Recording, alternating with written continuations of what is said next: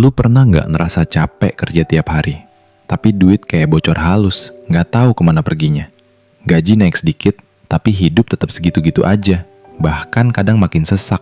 Pertanyaannya bukan lu kurang kerja keras, tapi apakah cara lu memperlakukan uang selama ini diam-diam lagi ngelawan lu sendiri? Banyak orang mikir kayak itu soal angka besar, modal besar, atau hoki besar. Padahal di lapangan, terutama buat kita yang hidup dari keringat sendiri, kekayaan itu dibangun dari kebiasaan kecil yang kelihatannya receh. Kayak ngurus warung, bukan satu transaksi gede yang bikin hidup, tapi ratusan keputusan kecil tiap hari yang nentuin warung itu tutup atau bertahan. Masalahnya, kebiasaan kecil ini jarang dibahas. Bukan karena nggak penting, tapi karena terlalu nggak seksi buat dijual. Orang lebih suka denger cerita cepat kaya, investasi kilat, atau motivasi teriak-teriak. Padahal fondasi finansial itu justru dibentuk waktu nggak ada yang lihat. Gua mau ngomong jujur sama lo. Banyak orang miskin bukan karena bodoh atau malas, tapi karena dibesarkan dengan kebiasaan uang yang salah, lalu diulang tiap hari tanpa sadar. Kebiasaan ini nggak langsung bikin bangkrut, tapi pelan-pelan bikin lu jalan di tempat, capek sendiri, dan nyalain keadaan. Di video ini, gua nggak mau ngasih mimpi kosong. Gua mau bongkar 7 kebiasaan finansial yang kelihatannya sepele, bahkan kadang diremehin. Tapi justru ini yang bikin orang biasa pelan-pelan naik kelas.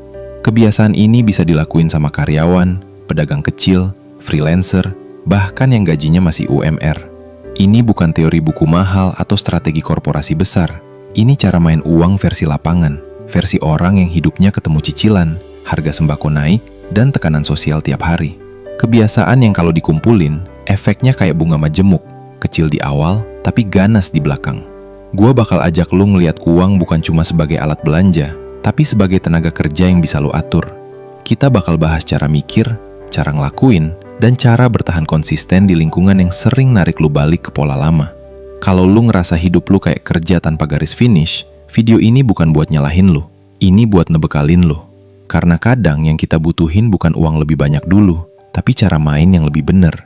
Kalau lu siap, kita mulai dari akarnya dulu. Dari kenapa kebiasaan kecil justru jadi pembeda antara orang yang selamanya kerja buat uang dan orang yang pelan-pelan bikin uang kerja buat dia. Sekarang gue mau ajak lu jujur sebentar. Kenapa sih banyak strategi finansial yang katanya bagus, tapi begitu diterapin ke orang yang hidup dari nol, maka nggak jalan? Bukan karena orangnya bego, tapi karena titik berangkatnya beda jauh. Sebagian besar nasihat keuangan dibuat buat orang yang sudah punya sisa uang. Orang yang kalau salah dikit masih aman. Sementara buat kita, salah 1.000-2.000 aja bisa bikin dompet mos-mosan sampai akhir bulan. Di kondisi kayak gini, otak kita dilatih bukan buat tumbuh, tapi buat bertahan. Dari kecil kita diajarin satu pola, kerja yang rajin, terima gaji, bayar kebutuhan, sisanya kalau ada baru mikir masa depan. Masalahnya, seringkali sisa itu nggak pernah datang. Akhirnya, otak kita terbiasa mikir uang itu cuma buat dipakai, bukan buat dikembangin. Ini yang gue sebut warisan pola miskin. Bukan soal jumlah duit, tapi cara mikir. Kita diajarin aman dulu, nanti kaya urusan belakangan. Padahal aman tanpa strategi itu cuma nunda masalah, bukan nyelesain. Lingkungan juga main peran besar. Lu hidup di sekitar orang yang kalau dapat duit langsung habis, nongkrong buat pelarian stres, cicilan dianggap normal, dan nabung dianggap susah. Tanpa sadar, standar hidup dan keputusan finansial lu ikut kebentuk dari situ. Sistem juga nggak netral. Harga naik lebih cepat dari gaji. Iklan tiap hari ngajarin kita buat konsumsi, bukan produksi. Kredit dipermudah, tapi literasi keuangan dipersulit. Uang dibuat muter cepat keluar dari tangan kita, bukan ngendap dan tumbuh. Di kondisi kayak gini, motivasi doang nggak cukup. Video semangat yang nyuruh kerja lebih keras, seringkali malah nyakitin, karena lu udah capek duluan. Yang lu butuhin bukan teriakan, tapi pemahaman cara main.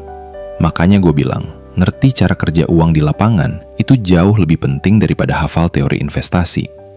Uang di kehidupan rakyat itu kayak air di sawah. Kalau salurannya bocor, mau hujan deres juga nggak bakal bikin panen.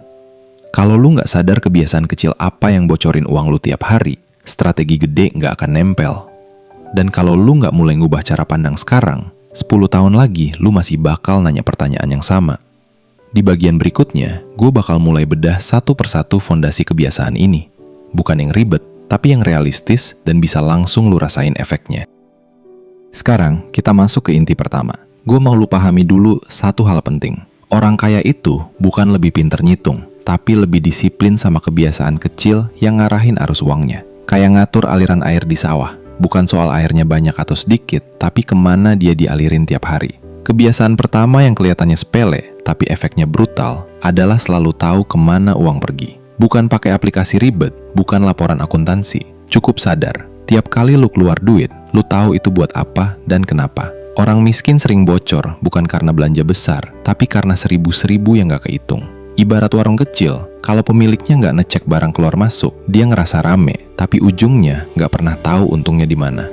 Uang pribadi juga gitu. Begitu lu mulai sadar arusnya, lu langsung naik level, karena uang nggak lagi jalan liar. Kebiasaan kedua adalah memisahkan uang hidup dan uang tumbuh, sekecil apapun jumlahnya. Banyak orang nunggu gaji gede dulu, baru mau mikir nabung atau investasi. Padahal orang lapangan justru harus kebalik. Sisihkan dulu, hidup menyesuaikan. Anggap aja uang tumbuh itu kayak benih. Lu nggak nunggu panen dulu baru nanam. Justru karena lu nanam, panen bisa kejadian. Walaupun cuma 10.000, secara mental lu lagi ngasih perintah ke otak bahwa lu bukan cuma penyintas, tapi pembangun masa depan. Kebiasaan ketiga adalah menunda kesenangan kecil demi ruang napas jangka panjang. Ini bukan soal pelit, tapi soal prioritas. Banyak orang jatuh bukan karena beli barang mahal, tapi karena kebiasaan nyenengin diri tiap capek sedikit. Setelah kerja keras, nongkrong jadi pelarian, belanja jadi hadiah. Padahal kalau tiap stres dibayar pakai uang, lama-lama uangnya yang stres. Orang kaya ngerti bedanya reward dan pelarian. Reward itu direncanain, pelarian itu impulsif. Kebiasaan keempat yang jarang disadari adalah memperlakukan waktu seperti aset, bukan cuma jadwal kerja. Orang yang pelan-pelan kaya selalu nanya, waktu gua hari ini nambah nilai atau cuma habis? Bukan semua waktu harus produktif, tapi harus sadar mana yang buang-buang. Kayak pedagang pasar yang tahu jam rame dan jam sepi. Dia nggak jualan asal buka lapak. Waktu lu juga gitu. Kalau tiap hari habis buat hal yang nggak nambah skill, relasi, atau peluang, ya uang lu bakal segitu-gitu aja. Di 4 kebiasaan ini, belum ada satu pun yang butuh modal besar. Tapi semuanya butuh kesadaran dan konsistensi. Disinilah banyak orang gagal. Mereka nyari cara cepat, padahal yang dibutuhin cara tepat. Logikanya sederhana. Kalau uang lu selalu bocor, nggak pernah dipisah, selalu habis buat pelarian, dan waktunya nggak pernah nambah nilai, maka berapapun penghasilan lu, hasil akhirnya sama, capek. Di bagian ini, gue pengen lu nggak cuma denger, tapi ngaca, nanya ke diri sendiri, kebiasaan mana yang selama ini lu anggap remeh. Karena perubahan besar nggak dimulai dari langkah heroik, tapi dari keputusan kecil yang diulang tiap hari. Di bagian berikutnya, gue bakal lanjutin kebiasaan berikutnya yang lebih dalam dan sering bikin orang nggak nyaman. Tapi justru disitulah lonjakan kelas finansial biasanya terjadi. Sekarang kita masuk ke bagian yang biasanya bikin orang defensif. Bukan karena susah, tapi karena nyentuh kebiasaan yang selama ini dianggap normal. Padahal justru di sini banyak orang kejebak bertahun-tahun tanpa sadar. Kebiasaan kelima adalah berhenti menggantungkan masa depan pada satu sumber uang. Bukan berarti langsung resign atau nekat buka usaha, tapi soal pola pikir. Kalau seluruh hidup lu cuma bergantung pada satu pintu, sekali pintu itu ditutup, hidup lu langsung panik. Orang lapangan sering bilang, yang penting kerja tetap. Padahal di dunia nyata, yang tetap itu cuma perubahan. Orang yang pelan-pelan kaya selalu nyiapin pintu cadangan. Jualan kecil, jasa sederhana, atau skill yang bisa diuangkan. Bukan gede hasilnya di awal, tapi bikin mental lu naik level. Ini kayak rumah di kampung yang punya sumur sendiri. Air PAI mati, hidup tetap jalan. Satu sumber itu rapuh. 2 atau 3 sumber kecil jauh lebih kuat daripada satu besar. Kebiasaan keenam adalah berani belajar soal uang meskipun awalnya nggak ngerti. Banyak orang kelas bawah minder duluan. Dengar kata investasi, langsung mikir itu bukan dunia gua. Padahal yang bikin orang kaya bukan jenius, tapi mau belajar lebih dulu walau kelihatan bodoh. Belajar uang itu kayak belajar dagang. Awalnya salah harga, salah ngitung, tapi lama-lama kebentuk naluri. Masalahnya, banyak orang berhenti sebelum naluri itu kebangun, karena keburu takut rugi atau malu nanya. Disinilah mitos berbahaya muncul. Katanya nabung kecil nggak ada gunanya. Katanya investasi cuma buat orang berduit. Padahal yang bikin miskin itu bukan nominal kecil, tapi konsistensi nol. Orang kaya nggak nunggu paham baru mulai. Mereka mulai biar paham. Kebiasaan ketujuh, dan ini yang paling jarang disadari, adalah memilih lingkungan yang mendukung pertumbuhan, bukan cuma kenyamanan.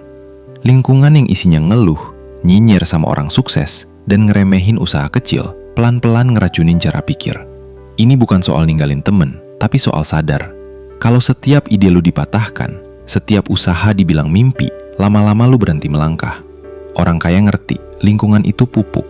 Salah pupuk, tanaman layu walau benihnya bagus. Banyak yang bilang, gua mah realistis. Padahal seringkali itu cuma pembenaran buat takut berubah. Realistis tanpa strategi itu cuma pasrah yang dibungkus logika. Yang bikin kebiasaan-kebiasaan ini beda dari yang sering lu denger adalah kecepatannya yang lambat tapi dalam. Nggak instan, tapi ngakar. Di awal lu mungkin nggak ngerasa apa-apa, tapi begitu krisis datang atau peluang kebuka, lu baru sadar posisi lu beda. Di titik ini, gue pengen lu paham satu hal. Kebiasaan finansial itu kayak otot. Nggak kelihatan di awal, tapi begitu dilatih, kekuatannya muncul saat paling dibutuhin. Di bagian berikutnya, gue bakal turunin semua ini ke tanah. Gimana caranya kebiasaan tadi beneran dipraktekin di hidup sehari-hari, tanpa drama, tanpa modal gede, dan tanpa harus jadi orang lain. Sekarang kita ngomong eksekusi. Bukan konsep, bukan motivasi. Tapi apa yang beneran bisa lu lakuin mulai besok pagi, di hidup yang nyata, dengan kondisi lu sekarang. Langkah pertama, bikin uang lu punya tugas. Jangan ada uang nganggur tanpa peran. Setiap duit yang masuk, sekecil apapun, harus jelas mau jadi apa. Buat hidup, buat jaga-jaga, atau buat tumbuh. Kalau uang nggak dikasih perintah, dia bakal nurut sama godaan. Lu nggak perlu langsung rapi, cukup konsisten. Kayak warung kecil yang tiap hari dicatat seadanya, lama-lama ketahuan mana yang laku, mana yang nyedot modal. Dari situ keputusan jadi lebih tajam, bukan berdasarkan perasaan. Langkah kedua, pasang sistem kecil yang memaksa lu disiplin. Jangan ngandelin niat. Niat itu capek, sistem itu setia.